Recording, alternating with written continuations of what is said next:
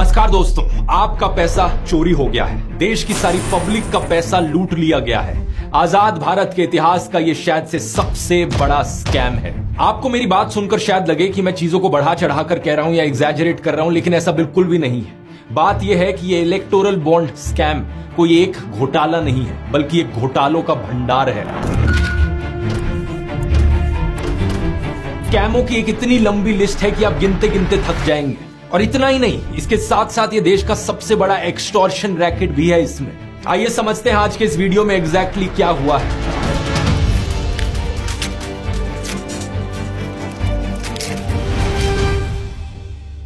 Video शुरू करने से पहले एक छोटी सी अनाउंसमेंट करना चाहूंगा। होली का समय है, तो इस ओकेजन पर ध्रुव राठी एकेडमी पर जो दोनों कोर्सेज हैं उन पर फ्लैट 50% ऑफ चल रहा है। चैट जीपीटी कोर्स और टाइम मैनेजमेंट कोर्स दोनों के लिए कूपन कोड इस्तेमाल कीजिए। होली 50% ऑफ मिलेगा आपको, लेकिन ये ऑफर सिर्फ 31 मार्च तक वैलिड है। वेबसाइट का लिंक नीचे डिस्क्रिप्शन में मिल जाएगा।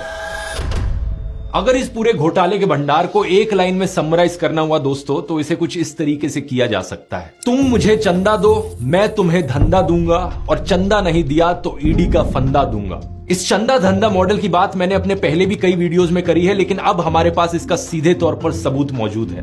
2017 की बात है, जब मोदी सरकार ने ये इलेक्टोरल बॉन्ड्स की स्कीम इंट्रोड्यूस करी थी और इसे एक चंदा लेने का जरिया बनाया पॉलिटिकल पार्टीज के लिए। Finance minister Arun Jaitley today announced the contours of electoral bonds for funding of political parties. खास बात ये कि इस स्कीम में सारी चीज करी जाती जनता से छुपाकर। कौन सी कंपनियां किन पार्टियों को कितना पैसा देंगी, इसका कुछ नहीं पता चलना था हमें। जो लोग इस खबर को उस वक्त फॉलो कर रहे थे, वो पहले ही समझ गए थे कि यहां एक बहुत बड़ा घोटाला होने वाला है। आज से 7 साल पहले मैंने भी ये वीडियो बनाया था और खुलकर बोला था। 22 मार्च 2017 इस दिन से करप्शन लीगल हो चुका है इंडिया में। कंपनी को यह बताने की जरूरत नहीं है कि वो किस पॉलिटिकल पार्टी को डोनेट कर रही है अपना पैसा। ये तो सुप्रीम कोर्ट का हम सबको धन्यवाद करना चाहिए कि 7 साल बाद इस स्कीम को अनकॉन्स्टिट्यूशनल घोषित कर दिया गया, और ये जो सारे घोटाले इन 7 सालों में हुए, अब ये बाहर आ रहे हैं, हमें पता लग पा रहे हैं। हाल ही में हुई इंडिया टुडे कॉन्क्लेव में होम मिनिस्टर अमित शाह ने खुलेआम झूठ बोला इलेक्टोरल बॉन्ड्स को लेकर। इन्होंने कहा कि टोटल बॉन्ड्स 20,000 करोड़ रुपए की बेची गई, जिनमें से बीजेपी को सिर्फ 6,000 करोड़ की मिली, तो बाकी 14,000 करोड़ की बॉन्ड्स किसके पास गए? भारतीय जनता पार्टी को अप्रोक्सीमेटली 6,000 करोड़ के बॉन्ड मिले हैं। टोटल बॉन्ड 20,000 करोड़ के, तो 14,000 करोड़ के बॉन्ड कहां गए? इनके सामने एक टीवी न्यूज एंकर भी बैठे थे, जो हाथी की खिचड़ी खाकर बैठे हुए थे। या तो ये भूल गए या फिर हिम्मत नहीं हुई इनकी अमित शाह को फैक्ट चेक करने की, क्योंकि as per ECI data total bonds 20,000 crore की नहीं बल्कि 12,700 करोड़ की थी। अप्रैल 2019 और जनवरी 2024 के बीच में जो इनकैश करी गई।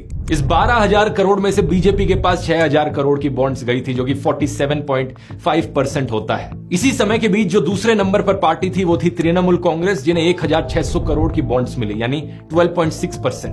थर्ड नंबर पर कांग्रेस 1,400 करोड़ के साथ, जो कि 11.1% होता है, लेकिन आगे की लिस्ट भी मैं आपको गिना देता हूं। चौथे नंबर पर BRS थी 1,200 करोड़ के साथ, पांचवें पर BJD 700 करोड़ के साथ, छठे पर DMK 600 करोड़, उसके बाद YSR 300 करोड़, TDP 200 करोड़, शिवसेना 150 करोड़, और बाकी जो पार्टीज थी RJD, AAP, JDS, SKM, NCP, इन सबको 30 से लेकर 70 करोड़ के बीच में चंदा मिला। इस लिस्ट को देखने के बाद कई बीजेपी पॉलिटिशियंस और गोदी इन्फ्लुएंसर्स बहाना मारते हैं कि बीजेपी तो बहुत बड़ी पार्टी है, 300 से ज्यादा MPs हैं, इतने सारे MLAs हैं, हजारों पार्टी वर्कर्स हैं, तो उन्हें ज्यादा चंदा मिल रहा है तो जस्टिफाइड है ना। और अगर हम चंदा कलेक्टेड पर MP की रेशियो निकालेंगे तो बीजेपी की ये रेशियो बाकी पार्टियों से कम निकलती है। इसका मतलब बीजेपी उतनी बुरी नहीं है जितनी और पार्टियां हैं। कोई सेंस है इस बात की?